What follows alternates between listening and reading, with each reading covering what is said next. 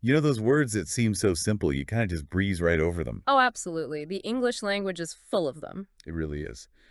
Well, today's deep dive is all about one of those deceptively simple words and why it trips people up. I'm intrigued. What's the word? The word is strawberry. How many R's do you hear in strawberry? Hmm. Well, this is interesting because when I think about it, when I say it out loud, Yeah.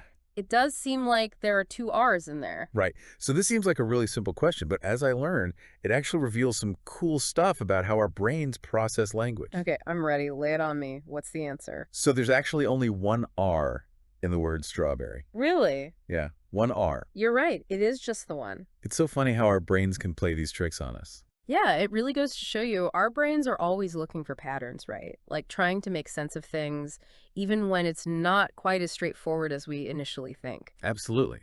So why does this happen with strawberry? Well, a big part of it is the pronunciation. When we say strawberry quickly, especially in everyday conversation, those two sounds, the ah sound and the r sound, they sort of blend together. Right.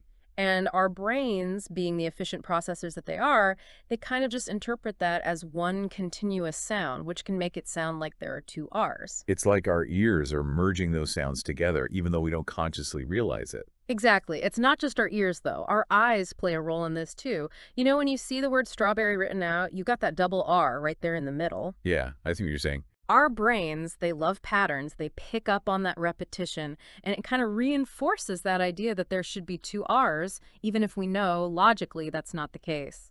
It's like our brains are saying, hey, I see two R's, so there must be two R sounds.